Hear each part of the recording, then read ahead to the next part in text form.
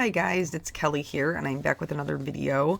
This video is actually part of the blog hop for Simon Says Stamp new release Best Days, and the products that I'm using are from that release. So I'm using the Blooming Circle die and then the Big Thanks stamps and die cut.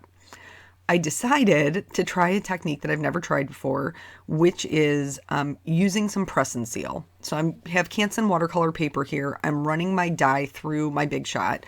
I typically don't show my die cutting because my desk surface isn't really set up great for filming that. But nonetheless, here I am. I have both of the plates on. I'm going to flip them over. I did have some kind of pieces that fell out. I just picked them up off the cutting plate and then just fit them back into the die. It didn't take terribly long, but I will tell you that it works better with thicker paper. Okay, like keeping the dies in, the die cuts in the die, it seems to work better with thicker paper. So once I had them all filled back in, I'm going to pull out my press and seal. I've seen other people do this. Specifically, I've seen Laura Basson do this a ton of times. So I pulled out a sheet. You want to be, I guess, quick with it because it does create some air. So if your dies aren't your die cuts aren't very firmly in your die, you may have some moving. I'm going to push that down and I kind of like burnished it with my finger, and then I'm going to take it up off the block and then remove the die. Because it was thicker paper, I think that it didn't really have too many issues. It stayed really well. The press and seal was amazing. I did it again with regular Neenah, and you can see here, it's Neenah 80-pound cardstock. So first of all, it cut super, because the Big Shot's doing its job and the dies are really good. It did cut straight through, and I had to fill the pieces parts back in quite a bit with this one. That's why I said I think it works better with thicker paper. I use thinner paper because I'm typically a Copic colorist, so this is what I own. But if you have like maybe like 110 pound cardstock, that would probably be better. So even after I did the same thing, burnished it with my finger, I still had some kind of, I guess, movement with the Neenah. Not so much with the Canson, but with the Neenah. So when I originally went into this, I'm bumping things. I wanted to Laura Basson it, but I wanted to watercolor my die cuts. So that's what I'm doing here. I folded over the press and seal. I don't know if you can see it kind of creeping out of the back of the card. I folded it over because I did have such a large piece. I smushed on some distress ink. This is just traditional distress ink, but you certainly could use oxides, regular watercolors, Tombow markers, anything that's water-based that you would watercolor with. I chose distress inks because of the color palette that I wanted. And I was going something for a little bit softer, a little bit more spring. We are rolling back the clocks this weekend. Hallelujah. I'm so ready for spring. But I'm going to speed it up here. I'm just really doing some basic watercoloring just to get some color down on those areas. Kind of the layout of the card is really going to be the show stealer for this. It isn't so much going to be the coloring. But I do enjoy the process. And so I'm putting down lighter colors here. What I started with was crushed olive, mowed lawn, dried marigold, scattered straw, and worn lipstick. This proved to be a little bit too light for me, but I'm going to go back in and add darker color later. I'm just putting down the color. I do like to go back in and kind of like bolster up the intensity. So after I put down the original layer of color, I do pick up that same color and kind of drop it back in. I also kind of like mixing colors a little bit. So like with the dried marigold, I put some scattered straw in it. I also put a little bit of worn lipstick in. For the scattered straw, I put a little bit of the marigold in it. I just kind of like mixing them around a little bit. You certainly don't have to do that. You can just do straight color on each flower and it will still be very pretty because, like I said, the technique here is going to be what's kind of the showstopper on your card. So here's where I'm going to go back in and add that darker color. I just picked colors that were slightly darker than the ones that I chose. So for the worn lipstick, I added abandoned coral. For the dried marigold, I added spiced marmalade. For the scattered straw, I added fossilized amber. And then for my leaves, I added peeled paint. I probably could have done like a pine needles or a lucky clover, but I didn't want anything that blue based. I didn't want that much teal, I guess. At some point, I discovered that I really kind of like the watercolor background, the way that it was seeping out past the die cuts. And so I decided I was going to utilize this. I am just taking clean, clear water, and I'm going around the edges just to soften them out, and just kind of swooping all of the colors together. I'm not going crazy, like circling them around, but I am actively trying to use clean water to blend the colors that are next to each other.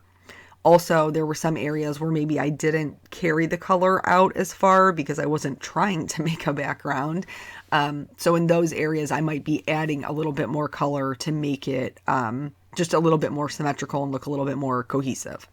For this one, because I knew I was going to be putting it on Desert Storm cardstock, I left the dots white. I thought that that would be very pretty against that Desert Storm. For all of the centers of the flowers, I just used a very concentrated amount of the fossilized amber. I just kind of let it pool there, and then I just set it aside to dry. That was my game plan there. Because I wanted to use the watercolor background, I'm going to use this secondary piece that I cut with the Nina, and I'm just going to do some very quick Copic coloring. This isn't anything fancy. This isn't my normal approach. But again, I don't need the coloring to be the star of the show here. So I picked a couple of different greens because I did use a couple of different greens in the watercolor. I do have my first card up and to the left, if you can see like the bottom corner of it, because I'm trying to make sure that I have my colors correct. I don't want to be coloring a flower orange when on my watercolor background, it's the watercolor around it is like the reddish pink color. So I am trying to pay attention to that. Other than that, I'm not really paying attention to anything.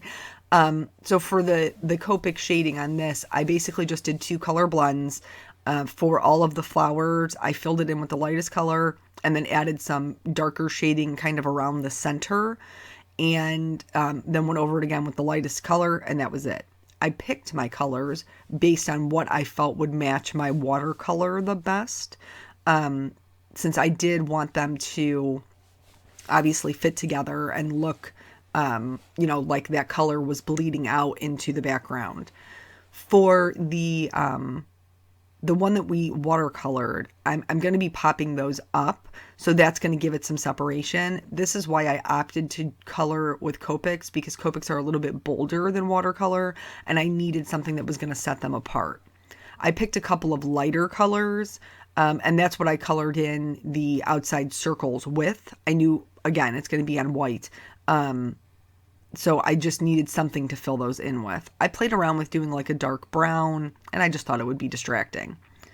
So here I have my Desert Storm. I have kind of a template that I've cut. This is just out of Nina. I need it basically to know where to fill in my areas. I'm removing that press and seal. I'm doing it very, very slowly, and I'm paying attention to anything that sticks and just using my finger to kind of push it back in place. I've never done this technique before. This is literally the first time I've ever tried it. I'm going to put some Tombow Mono multi-glue. It is repositionable when it's dry, so I'm just going to pat that around to make sure that it is dry, that it isn't too sticky, and then I'm going to put that onto my card base so I can use it to line up my die cuts. I'm going to put a little bit of Tombow Mono multi-glue onto my background, and I decided that I was going to start with the teeny tiny little white dots. When I was going through this, I got my craft pick out too, because that seemed to be the easiest way. So I poked out a couple of different little dots, and then I'd scoot them over. I would adhere them from there, and then I would do it again. I didn't want to poke them all out at the same time because I didn't really want to risk losing any. But anyway, so like I said, this is the first time that I've tried doing it. I've watched tons of Laura's videos, as I'm sure you guys have as well, because she's endlessly talented, and her cards are beautiful.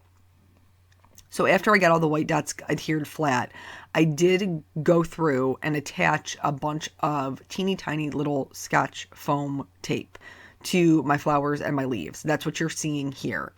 For the tiniest leaf, I really was having a hard time getting my tape small enough.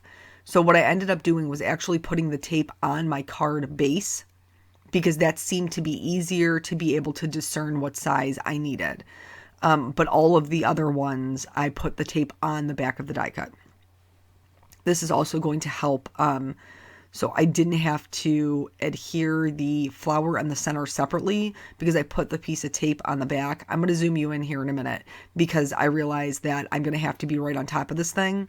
And if I don't zoom you in, all you're going to see is the back of my head, which is not going to be entertaining for anybody.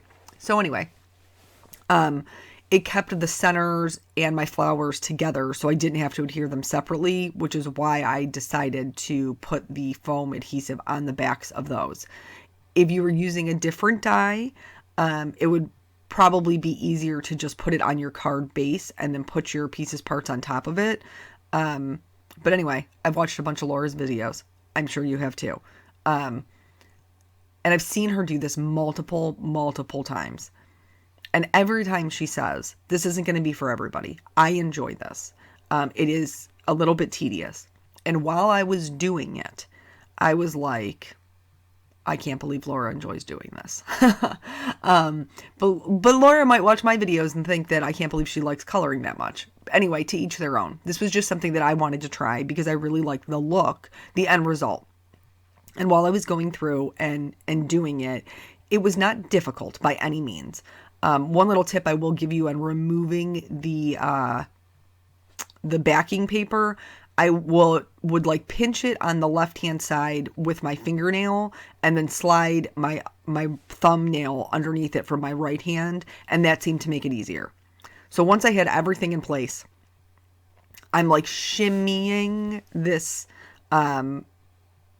template away, and at first I started to panic because one of my flowers popped off. And I was like, you know what? No risk, no reward. I'm just going to go for it. So I, was pushing them back into place, using my finger to kind of like push them back through the hole.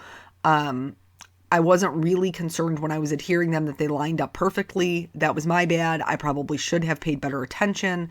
But nonetheless, this is where we're at. We made it through. And then it looked like this. And then I was like, Laura, I get it. I understand now why you do the thing, because I think it's beautiful. I think the result is totally worth it. It is a little bit time consuming, not as time consuming as you would think. I made 2 cards in an hour and a half. I mean, that's not typically, if I'm doing a Copic colored scene, that could take me, an hour and a half to 2, depending upon how involved it is. So this wasn't any longer of a process. It was just a different process. And I don't know that I would do this all the time, but I do feel like the result is really, really cool. So for this one, I'm going to do some inlay. I'm not going to be popping up the flowers. And so I have my watercolor paper I've cut down here, and I'm just using regular Scotch tape on the back of it. This is what's going to hold my die cuts in place. So I'm just going to put all that tape on, and then I'm going to flip it over, and I'm going to start puzzle piecing these back in. I started with my quick sticks, and that didn't really seem to work for me. So what I ended up doing was picking it up and kind of bending the paper so that I could get an edge on each one of those flowers, leaves, whatever, and that did work better. The other thing I forgot to mention when I was doing the Copic coloring is I noticed that when I was doing the Copic coloring, and I don't know if it was like adding the moisture to the paper, but my die cuts were more likely to kind of move around. So when I went through and colored all of them, I did the centers of the flowers last. Some of those centers did move on me, like they would slide behind the flower. So that is something to keep in mind. Once I had all the bigger pieces adhered in, I then just removed the press and seal from the back of that die cut card, and then I'm just left with the dots, and then I just went ahead and adhered those. That just seemed to be the easiest way for me. They're already laid out in the order that I need them to be. So I could just move around that circle, putting the little tiny circles back where they needed to go. I have already die cut my sentiments. I also heat embossed a smaller sentiment from that stamp set. Now the die cut for this, if you're watching, what is this, March 9th, the die cut for this is what is the word I want? You have to request it. No, it's an R word, but I can't come up with it because my brain won't operate right now. So my bad. But anyway, so basically you have to wait a little bit for it, is all I'm trying to say. Because it's super popular, because it's beautiful. So here I've adhered the watercolor part with some white fun foam just to give it a little bit of dimension. I'm going to put my two dies together. The Big Thanks die does come with a script and then the thicker outline, which I always love, because I messed around with the sentiment for a little bit, and like the black thanks wasn't enough. It wasn't big enough to carry the card. So having that outline was really, really helpful. So I'm just going to adhere that flat to this card. I did the part that I stamped, which I used Black Simon Says Stamp ink to just stamp it. This one says, thanks to a wonderful friend. And I'm going to pop that up. Originally, I thought I would put them both in the center so that they would be symmetrical. And I didn't really like it in the center. So I just moved it slightly off to the side. And I did like that layout much better. For this thanks, it's a little bit different because remember my flowers and my leaves are popped up. So I need to have the center of the thanks popped up so that everything lays flush. So I'm just cutting more little tiny pieces everywhere, of the Scotch foam tape. And again, to help make it easier, I'm using my fingernail to like kind of pinch the center and then pull it up with my other fingernail. I'm going to add Tombow Mono multi-glue on either side of the thanks because that's the part that will actually be glued to the flowers. I just kind of snugged this into the middle of my wreath. I did have to move it around a little bit because you have foam tape up against foam tape. And then again, I used more adhesive to pop up that center sentiment, which is the one that I embossed. I can't make anything that doesn't have a little bit of glitter in it. So I'm using Stardust Stickles just on the center of my flowers for both cards. And then that's it. That's both of them. So even though it was different for me, I'm glad that I tried it. I hope that this was helpful for you. And there's hops going on all weekend long if you're watching March 9th and 10th, all weekend long over at Simon Says Stamp. So I would encourage you to check that out. There's prizes to win. Thank you guys so much for joining me, and I will catch you on the next video. Bye.